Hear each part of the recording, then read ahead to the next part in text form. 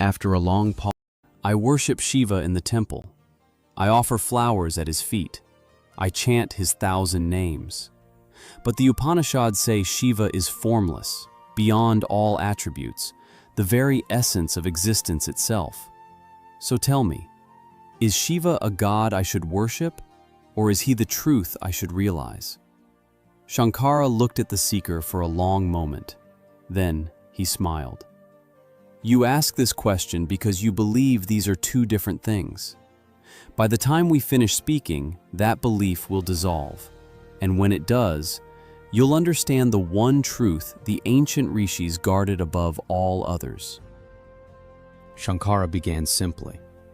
The Shiva you worship in the temple, with the trident, the ashes, the crescent moon, the bull at his side, this is Shiva as Ishvara, the personal deity, the form that your mind can hold, that your devotion can reach.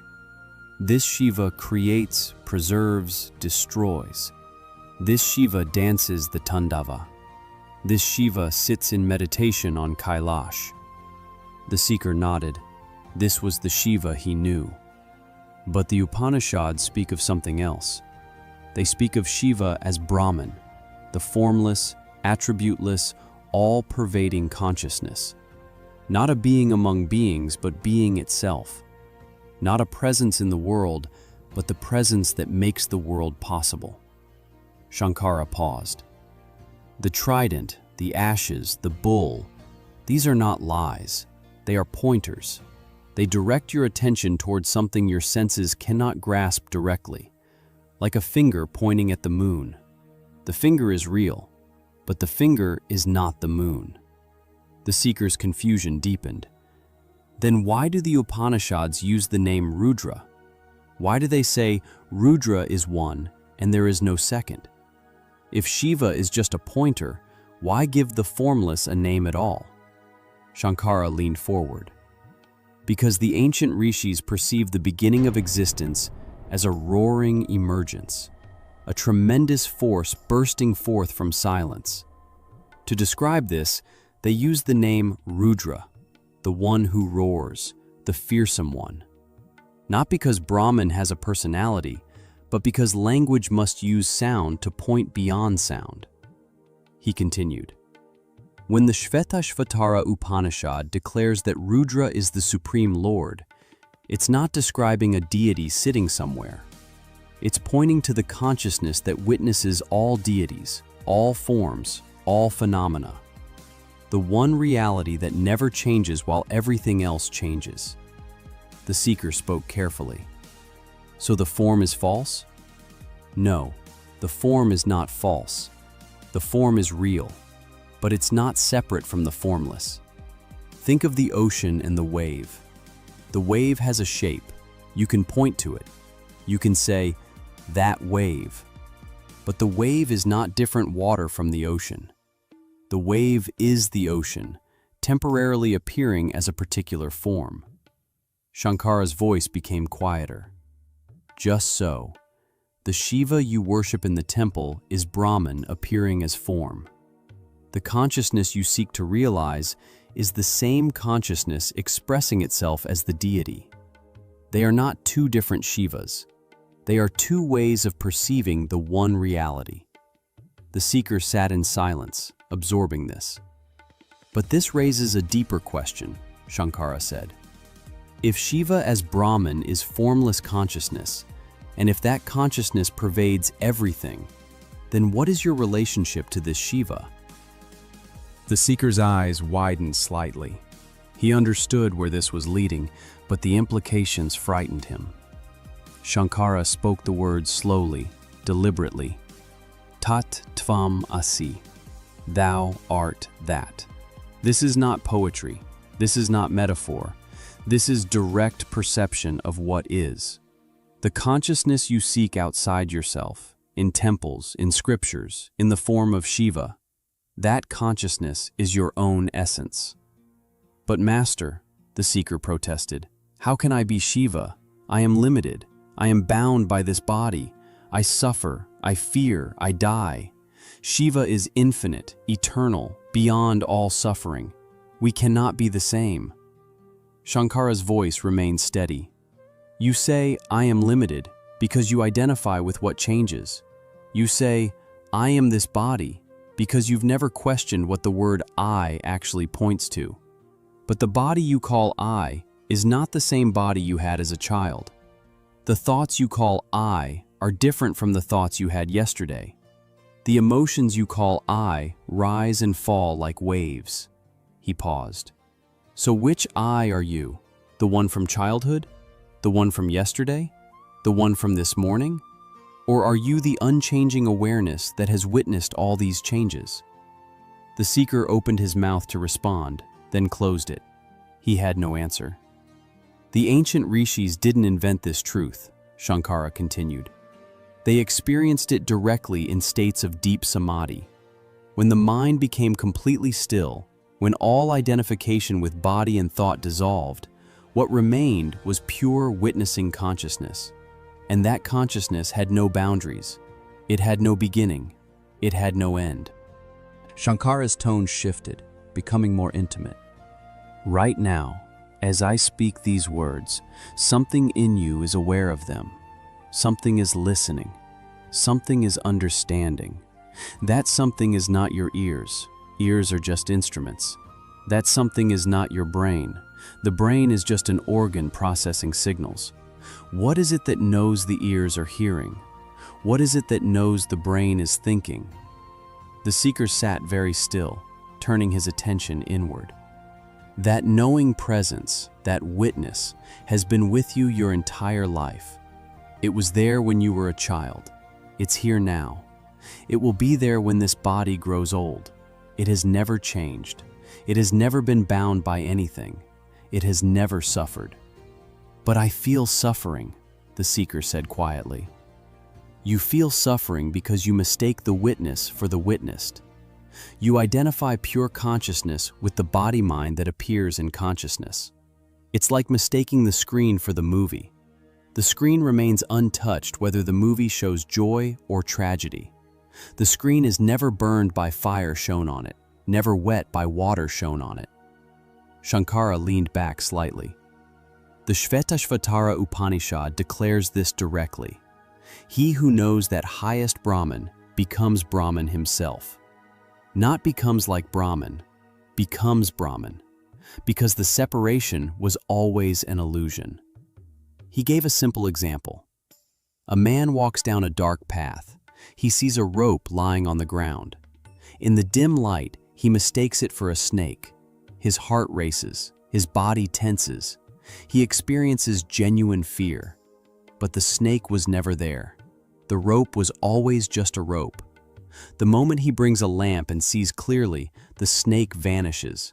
It doesn't go anywhere. It was never there to begin with. The seeker understood the analogy but struggled with the application. So my sense of being separate from Shiva is like seeing a snake where there's only rope. Exactly. The separation exists only in misperception. The moment the light of understanding dawns, you realize there was never a separate you to begin with. There is only consciousness, eternal, unchanging, witnessing all phenomena without being touched by any of them. Shankara's voice became very quiet. That consciousness is what the Upanishads call Shiva, not the form in the temple, not the deity with attributes, but the formless awareness in which all forms appear and disappear. And that consciousness is not other than what you are in your deepest essence. The seeker sat in profound silence. The question he had carried for years was beginning to dissolve, not because it had been answered, but because he was starting to see that the question itself arose from a false assumption. After a long pause, the seeker spoke again. Master, I understand your words intellectually, but understanding is not the same as realization. How do I move from knowing about this truth to being this truth? Shankara nodded. This is the crucial question. Intellectual understanding is the first step, not the final destination. You can know all the scriptures by heart and still remain bound. Knowledge must mature into recognition. He explained the distinction carefully. Knowing about Shiva is like knowing about fire by reading descriptions. Being Shiva is like being the fire itself. The first is information, the second is transformation. Then what transforms knowledge into recognition? The rituals you perform, the worship you offer, these serve a purpose. They quiet the mind's constant noise. They create moments of stillness. In that stillness, direct seeing becomes possible. But the ritual itself is not the goal. The form you worship is not the destination. They are methods, not the end. Shankara introduced the practice. Atma Vichara,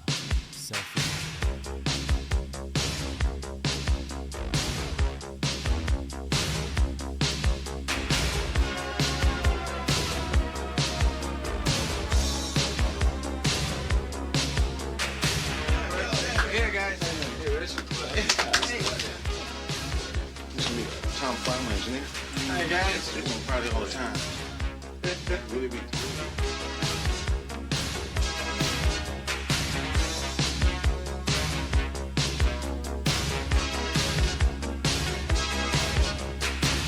Okay, put your phones on, man.